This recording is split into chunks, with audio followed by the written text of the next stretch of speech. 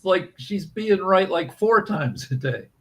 I mean, I'll give it to her that coming from Jewish space lasers to now saying that okay, well, Israel what's going we need to uh, feed the individuals or the Palestinian people after she was one of the ones that campaigned that people on college campuses that were trying to do the same thing that she is saying now were pro Hamas. So I can't give her too much credit. I'm glad that she's come off of some of her positions, but I Well, how can't give much her how much a credit are you whole gonna lot of give? credit. I got you, Jacoby. How much credit are you gonna give us for having a ex football player now being confirmed as the U.S. ambassador to the Bahamas? Because apparently Herschel Walker is now our ambassador to the Bahamas and everything. So I don't know Yeah, exactly. there's There's a just lot more to that. impunity. Herschel Walker is a notorious idiot and rapist and just a. But on the other hand, it's just the Bahamas. I don't know. No, there's a lot more to it than that. So remember, what is it to take away the 60 vote ceiling to reopen the government? They need another individual.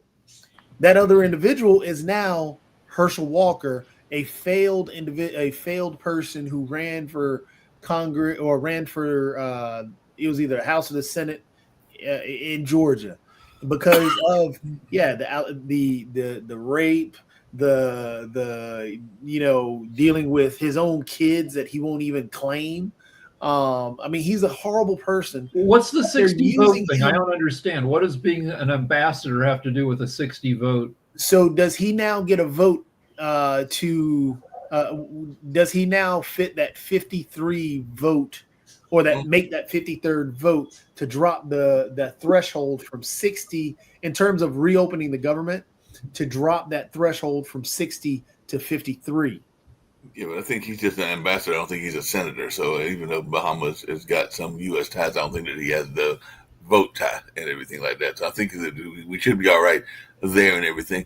We're getting all kinds of attacks, and apparently there was one yesterday, which I'm just now hearing about. But a man was arrested at a D Catholic church because he had 200 homemade explosives and was threatening to detonate a tent filled with outside a D.C. church that was hosting Supreme Court justices. So it looks like he might have had 200 handmade grenades that were found in a tent outside the D.C. cathedral. So it looks like this one was going to be a bomb attack and everything like that. So what is your take on these folks that might be feeling emboldened to do a lot of crazy things?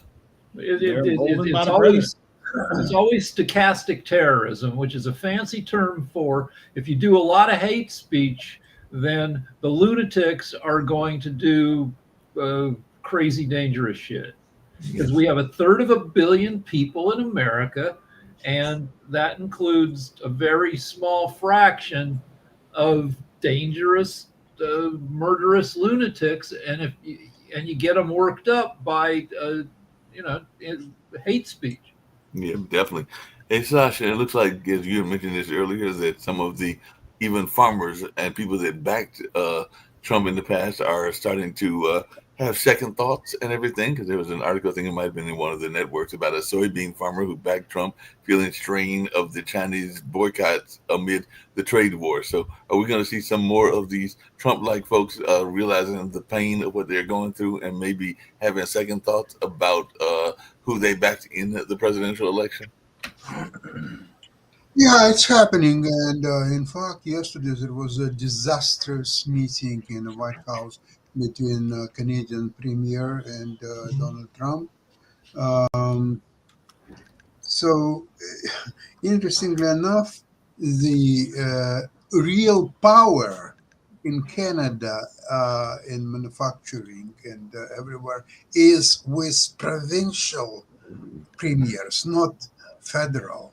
And the provincial premiers, including Doug Ford in Ontario, he's absolutely furious. And at Trump, of course, but also at Premier Minister Carney. He says he was so nice to Trump that he would like him to come across to Canadian provincial premiers and explain what it is. What is the special relationship between him and Trump, so people would understand where it's all coming from. So Carney will have to do a lot of answering for this appeasement of Trump and praying all kind of accolades to Trump. What a wisdom and what a talent Trump displays and all this bullshit. So Carney has a lot of explanation to do in the next few days. But the Premier of Ontario, Doug Ford, who is a leader among all these Canadian premiers, only Alberta's premier has a little bit more of independence, but even so, the Doug Ford is the power. So he is chastising the America, and he's suggesting that he thinks that the Trump will say the few idiotic phrases about that Canada and United States compete in all industries, so it will be better for them to be the same state. What an idiot! What a moron! So Okay. I've got soybean numbers here. So for the past 5 years, China's bought about half of, 30 to 50% of U.S. soybeans. Mhm. Now they're buying 0%. So the price of soybeans is down 25%. And farmers, they don't work on a 25% margin. They probably work on a 5% margin. So basically, if they want to sell their soybeans, they're going to be selling them at a loss. Yeah. Well, Trump has never been a big fan of things around the climate, but apparently he's going to axe all 7 hydrogen hubs. So that's something that people have been talking about, and that's going to buck bipartisan law. So major climate pollution removal project in even Johnson's district could be on Trump's chopping block. So what is our thoughts around this notion that maybe he's not going to support hydrogen or windmills or a number of other things that could definitely help with the energy? Trump is a belligerent idiot. And a lot of the alternative energy sources that he is trying to shut down in favor of crap sources like coal, these sources have become the price of using alternative energy has been dropping to the point where it's a better deal than crap sources like coal. And so, Trump is costing the U.S. In terms of pollution and in terms of money, because solar's getting cheaper. All these. He's America's worst businessman. Speaking of the worst businessman, In the 30 years before he announced for president in 2015, he lost more money than any other American. His business strategy is to run bad businesses, suck millions out for himself with salary, and then let the business go bankrupt. He's a good businessman. Hey, Rick, apparently, and maybe other people have got thoughts around this, but there are a lot of people that depend on aid in order to survive and everything like that. But the White House is saying it has the funding to save the food aid program, namely WICS. But they're trying to blame the Democrats for the potential WICS labs announcing creative solutions to keep the program running, including using tariff revenue to fund the food aid benefits. So what is our thoughts around the fact that a lot of people could be using WIC support, which a lot of people need to get their basic substance, whether that's bread or whether that's other things that people need on a regular basis and everything like that. So what is our thoughts around this notion that they're saying that they got the funding, because we oftentimes talk about funding here on this network, to save the program, but it might involve tariff revenue? That's a lie. They already cut that funding in the big, beautiful bill. So this whole thing is the same thing they talked about they're going to use tariffs to fund the farmers. Yep. In the first time Trump was president, the farmers, he had to give subsidies to farmers because his policies led to farmers being unable to sell their crops and a collapse in prices. So he's going to have to do it again.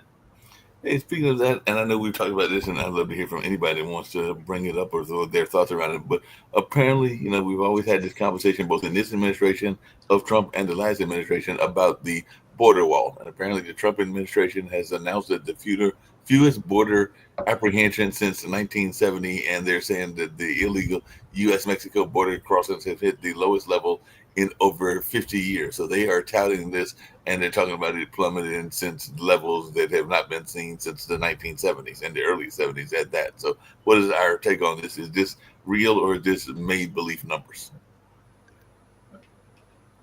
I'm not informed. I don't know. I mean, regardless, made believe or real numbers, we've lost 10% of the U.S. dollar, and what is it, 17 or 12% of the tourism. So we're losing a ton of money. And then on top of that, there are different industries that are suffering mightily due to the fact that we're losing a lot due to his not only tactics but also the individuals that are being accosted and disappeared. It's not a good thing. Hey, Jacoby, and other people can chime in as well, but I have good friends, I have favorite folks over there at Fox are upset at Mamdani, and they're saying that he is little more than a Muslim terrorist, and they're even advocating yanking his citizenship and deportation and everything like that because he made some comments that apparently drew ire from Israel, but he did attend an Israelis for Peace vigil on yesterday. So what is our take on what's going on with Mamdani? Was he win the New York mayoral election? And what is our take on him? The betting market says he has a 90% chance. He's got a 90% chance of getting elected. He's running against, I guess, Cuomo is right. And Cuomo. Nobody likes Cuomo. Cuomo showed himself to be a scumbag, and I think people are willing to give Mamdani a chance. Yeah. I mean, yeah, what he said, it was poorly timed. Yeah, it was definitely poorly timed and everything like that. Hey, Sasha, one of your companies, and I know you'll be talking about it on the whole show that you do at 1 o'clock, the investment show. And I know you're a big fan of NVIDIA, but apparently NVIDIA is going to be footing the bill for Trump's new visa fees. So definitely, apparently, their CEO, Jensen Hung, has gotten involved in this and everything like that, because that's the H-1B visa fees that folks are saying could strain universities and schools. So they're going to continue sponsoring H-1B visas, is what Business Insider is reporting. So what's our take on this notion of them footing the bill for Trump's visa fees? Well, let's talk about what the bill is. The bill is $100,000 a year for each H-1B visa holder that you employ. Right. Which, so if you have 1,000 H-1B employees, then you're going to be paying what, $100 million? Something like that. What's a good way to stay in good favor with an individual who's a wannabe dictator and a transactional individual?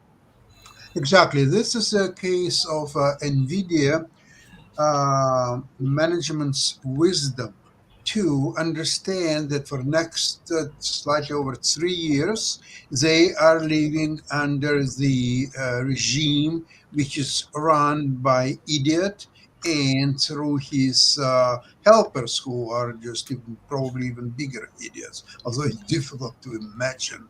So for in monetary wise, for NVIDIA, this a few $100 million or even $1 billion is really nothing, because look at what they've done lately.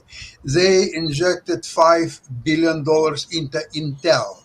What is Intel? It's a corporation where 10% belongs to U.S. government. So essentially, U.S. government is probably the biggest shareholder of Intel. And in that particular company, you put $5 billion. What's for NVIDIA $5 billion? Nothing. It's like for me to buy a cup of coffee. That's all. Now, next thing what NVIDIA does, it injects $100 billion into supposedly it's not associate company, but a closely tied company OpenAI $100 billion. Now the question is it already been delivered? Has OpenAI got exactly $100 billion already from NVIDIA? Absolutely not. But what's OpenAI did just a couple of days ago, they are committing to become the largest shareholder of AMD. Any way you look at it, although there's a relationship between the CEO of NVIDIA and CEO of the AMD. But let's put it aside. There's at least supposedly they are treated as competitors. So OpenAI, after accepting investment from NVIDIA for $100 billion, sorry, what I'm saying, $5 billion. Is it five or is it $100 billion? No, it's difficult now to calculate. It doesn't matter. Say $100 trillion. Okay, let's make everybody happy. 5, 10, 20, $100 trillion. Does it stick? I hope so. Okay, I'm exaggerating. But however, OpenAI now dealing after accepting the $100 billion from NVIDIA, now they're dealing wonderful deal with the NVIDIA's competitor, AMD. How does it work? What's happening? Now I want to tell you the proliferation of some useless mem companies like Rigetti Computer, like NBS or something close to that. The company is practically no revenue. Their claim to quantum computers, it's a hoax. There's no such thing as quantum computers. They could be available and useful maybe in 10 years. Right now, they are useless. And in fact, one of the contributors to Yahoo Finance, he approached QBTS company. He wanted to buy one of their quantum computers, and he had money available to pay for it instantly.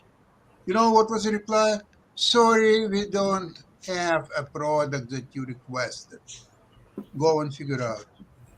Well, I mean, quantum computers are a real thing. However, you're right, Sasha. They're not consumer. They're not set for consumers yet, and they're not in a position where without some extreme setup, you're not going to be able to have a quantum computer setup. Yeah, I mean, they really are amazing because there was actually one that just I forgot the article I just read too, as I'm sitting here playing a game. But yeah, quantum computers are a real thing. It is the next evolution in computing. I mean, if we ever crack that barrier, that opens up a lot of things. But no, there's nothing. The investment is in research in quantum computing. There's not going to be a personal computer that is a quantum computer or a server that's a quantum computer for decades. You got a while before that gets done because of what has to be done. Shatori, I'm talking from investment point of view. Do you remember 2-3 years ago there were a craze of meme stocks like GameStop, like AMC, and the company with no profits and nothing even on the horizon, they would go up 100% a week, 200% or so on. Now, same thing is now happening with the quantum computer stock. Companies with no revenue, with no sales. Oh, sorry, no, there is a sale. Rigetti sold something worth $5 million delivered by second quarter of next year. So the company with $5 million revenue at mid the next year is trading at valuations of billions and billions of dollars. Go and figure out. So the quantum computing is like it's like fusion. At this point, you can get positive results, but the cost of getting positive results is hundreds of times the result. You know, the money you put in is way more than the benefit what you're getting out. Eventually, the costs will drop, but that's still years away. It's It might even be decades away because right now, and Sasha, everybody that's jumping into quantum computing knows that yes, AI is going to be where it's going to be. I mean, AI is the end all be all that everybody's going for. However, the problem with what we're doing in the States around AI and what China is actually doing is trying to build an ecosystem around AI. The US is just trying to build a leader in AI. And with quantum computing, that's what the big thing is if you build a leader, somebody like I hate to use Terminator as an example, but like Skynet. Skynet was all about this one giant company owning it all and creating this AI model that was, the ruler of everything, which is what the U.S. is focused on. That's how far away do you think we are from quantum? Jacoby, just really quickly, how far away do you think we are from quantum technology and stuff like that? I think I mentioned on this show several times that my cousin or one of my cousins is involved in warp technology and everything like that. So there are people that are doing in companies research on actually having warp technology. I've got numbers for this. The largest quantum computer is at Caltech, and it's got 6,000 qubits. Yep. Which is a quantum bit. And they compare that to the trillions of bits that you have in some normal computing systems. Plus, quantum computing isn't for every application. You need specialized programming. You need specialized. It's way far away from. We're way far away from AI. AI electricity costs across most of America are at all-time highs, I believe, because AI is sucking up all this power, and there's a huge race. It's like in 2020, all the streaming services like Netflix were trying to become the #1 leader in streaming, and they were going crazy, making a zillion programs, making a bunch of TV shows, spending billions, and nobody won the streaming wars. Eventually, they calmed down. But now with AI, people are doing the same thing, going crazy, but nobody is figuring out how to make AI economical in terms of computation. Yeah, that's where Netflix. They are not spending billions on their programs. Watch their serials. They have series produced in Brazil, Colombia, and other countries for next to nothing. They show beautiful views of Rio de Janeiro, for example, or Cartagena, or some other beautiful cities in the South America. They have very good acting. They have very good scripts, but it's not billions of dollars. No, but that's 2025. In 2020, in 2019, right before COVID, coincidentally, Netflix and a bunch of the other streamers were having a war to throw a bunch of stuff into production, and which was great for us during COVID because we had a bunch of stuff to watch. But now, production is down 40-50% because they're like, we couldn't win. Nobody won the streaming wars. But AI, you've got these 5, 6, 7 big companies competing to make the biggest, best, fastest, most amazing AI, and it's not economically feasible that they're going to get the money back that they've been spending. But also, they're after the bubble pops, again, just to point out, and this is why I showed that thing after I think it was Monday when Doc was talking about the things going on in Asia and Bangladesh and how the opening of the doors there. That's why I showed the thing about what China is actually doing with AI, because that is what AI was headed towards. But when and Rick, you alluded to it, saying the biggest and baddest, that's what we're thinking about instead of an ecosystem. Right now, if you take as an example, if you look at what Apple did and what Android did. Those are the two big things out there. What Google did with Android, they made it open source. They made it accessible to different developers. They basically made a tool. They said, "Hey, look, this is our platform. You can utilize this platform. Yes, you're going to pay us a little bit for whatever you sell, but again, utilize this platform, and you can use this on. You can create your own cell phones. You just have to put the technology together, and so on and so forth." Yeah, Made it an open source. Real quick, Mark. Uh-huh. Made it an open source thing that other people could program for. You could create your own applications. You could create everything about it. That is what China is doing with AI.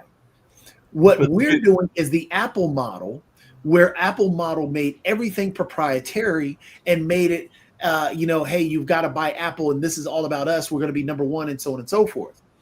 If you look at who actually, between Android and iOS, the number one platform across the globe is the Android system.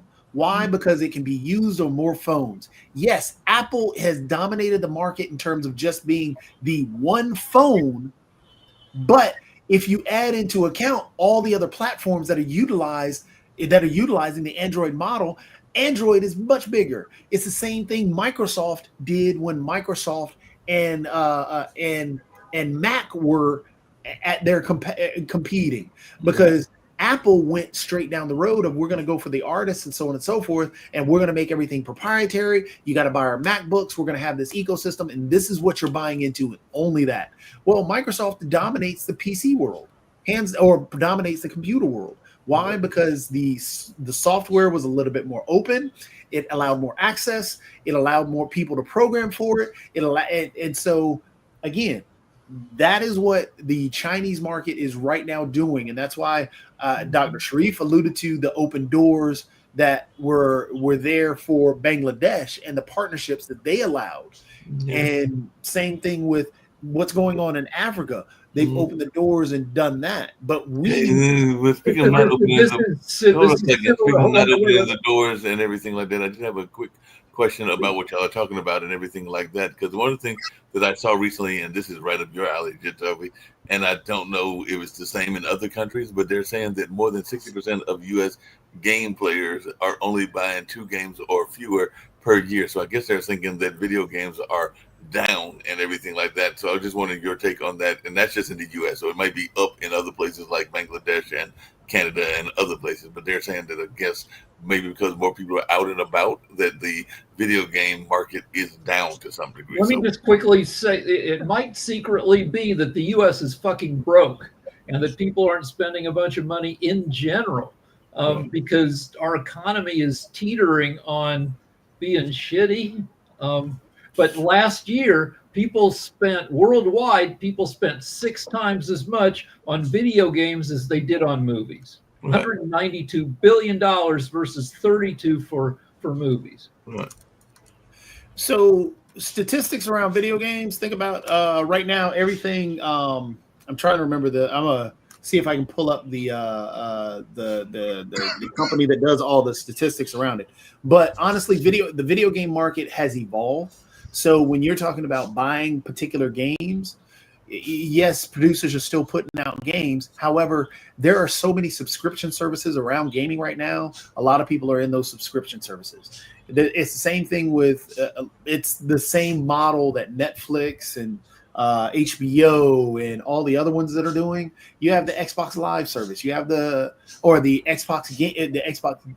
Game Pass service for the Xbox and the Microsoft stuff. You have Ubisoft, which has their services, but they're tied into their parent company, which is now Microsoft. So Microsoft puts that out. You have the same thing with PlayStation. You have the same thing with Nintendo, where you actually download these games and not actually purchasing these games. That's another model that's actually coming out. Yeah, I understand and everything. Just really quickly, because I didn't want to let Dr. Sharif be here and just be kind of like looking off and not having any comments. So Dr. Sharif, what is your take on what's going on, including in the video game? Because we haven't heard from you. We've heard from everybody else, but we haven't heard from you. So how are you doing today? And what is your thoughts around the video game market in your neck of the woods in Asia?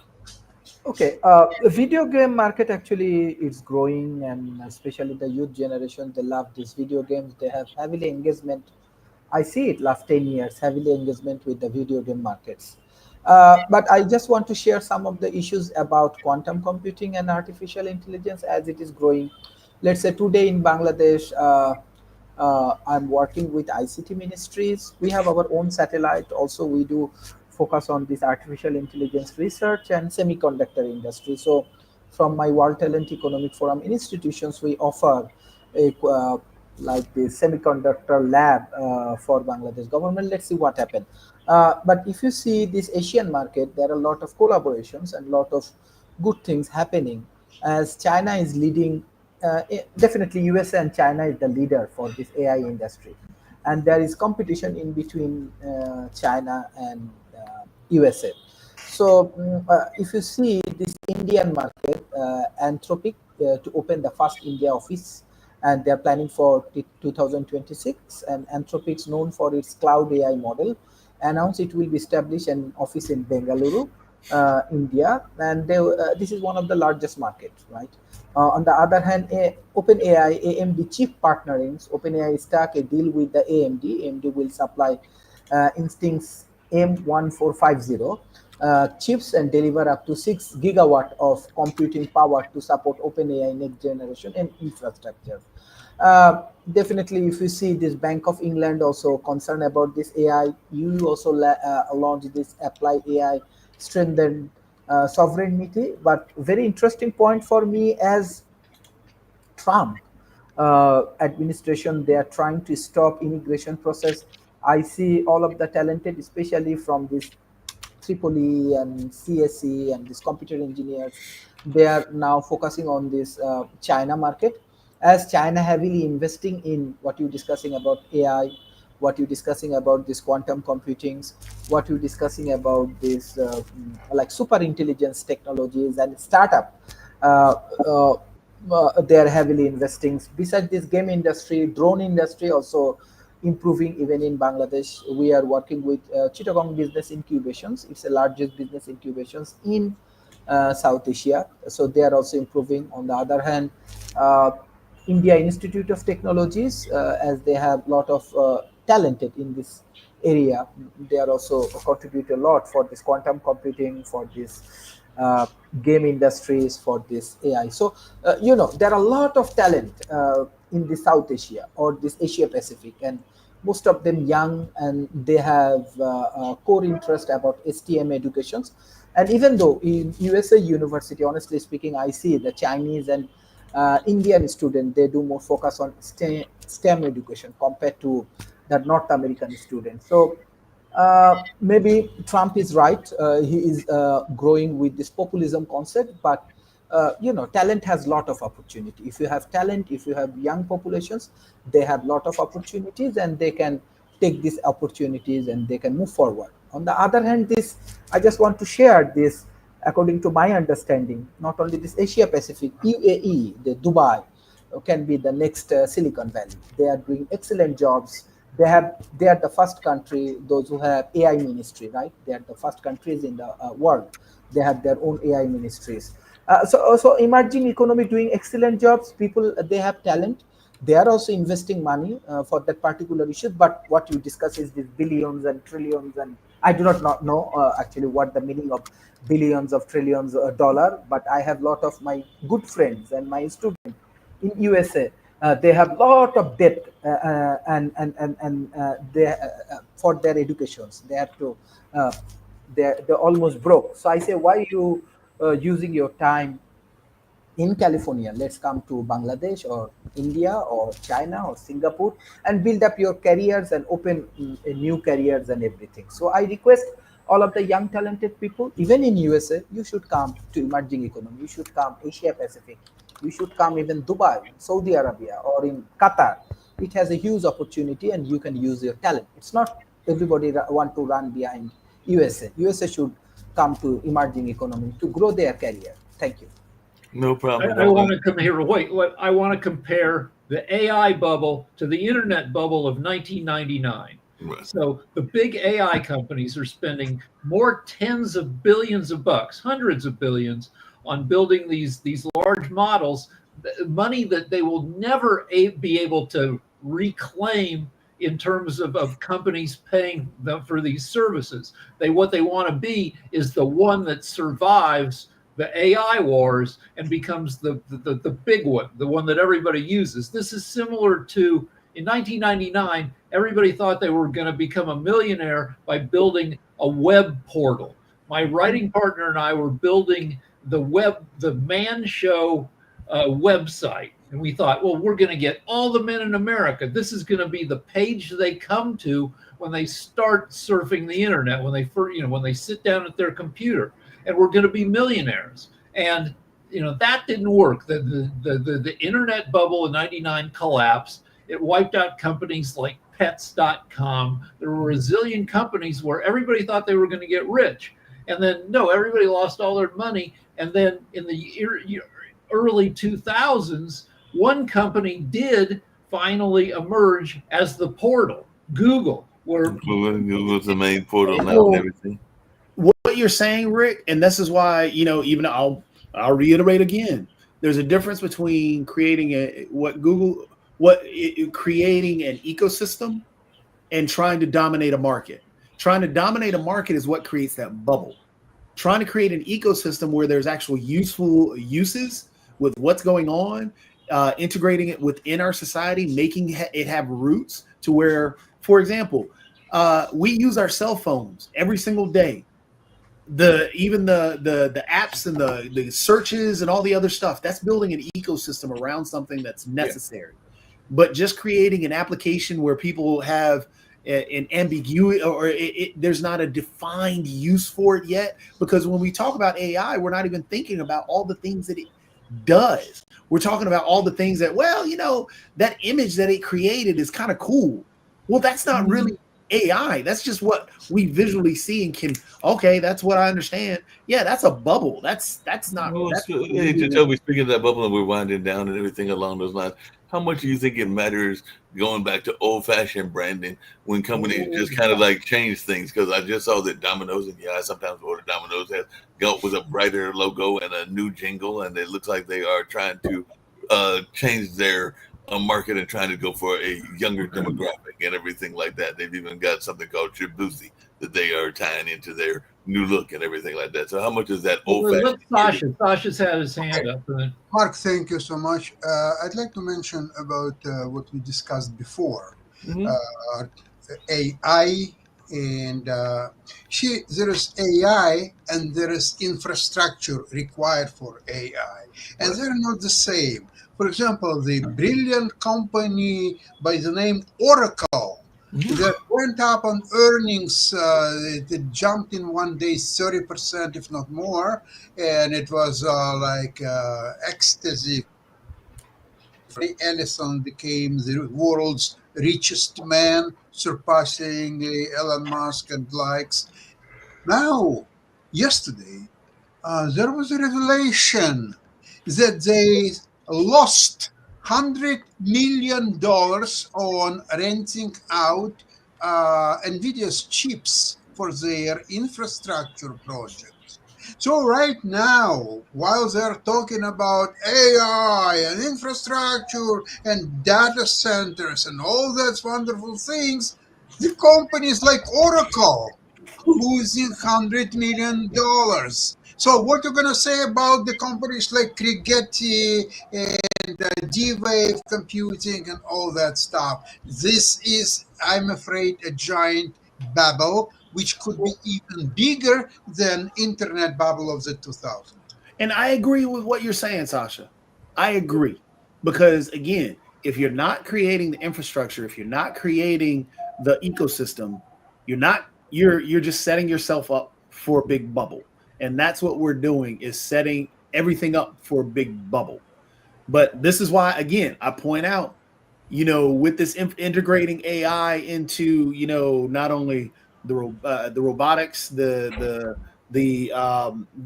taxi, everything that they were integrating it in, creating an infrastructure around it and creating that ecosystem around it, making it a necessity, that doesn't create a bubble. That creates a need.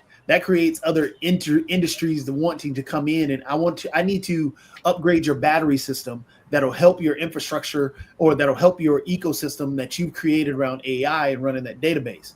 That's creating partnerships and so on and so forth and bleeding out. But yes, I completely agree. What we're doing in the States is battling for supremacy on AI. And that's not what we should be doing. We should be creating the infrastructure, the ecosystem, and everything else. And then that alleviates that bubble. My big question, though, on a side note, Sasha, I saw that gold has spiked above 4,000. I did see that. And even more so, I guess this will go into your investment show. Yes. When is the crash coming? Because that is the only reason that gold spikes.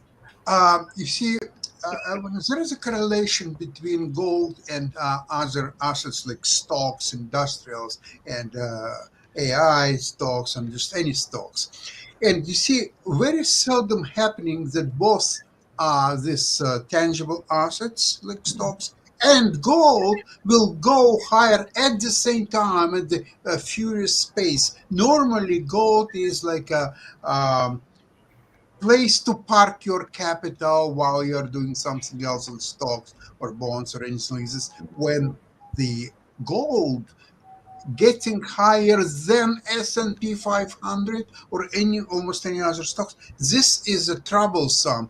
That spells out that people don't believe in US dollar, which is going consistently down. And if people don't believe in US dollar, there is no worth to it doesn't make sense to buy stocks, because stocks are nominated in US dollars. So even if you're buying stock at $200 and then say a year later you sell for $250, so you make nice profit of 25%, but the dollar at the same time went down 25%. So how much money you make?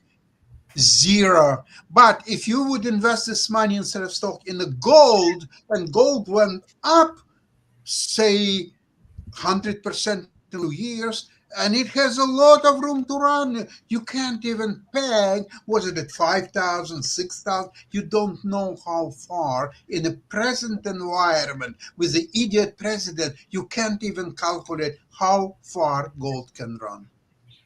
I want to get back to Mark. You mentioned Domino's. Mhm. Whatever Domino's is doing, they're doing it right, because they dominate the market. They have 40% of the U.S. what's called the quick pizza market, Right. and they have 20% of the world's quick pizza market, which, like, that's huge.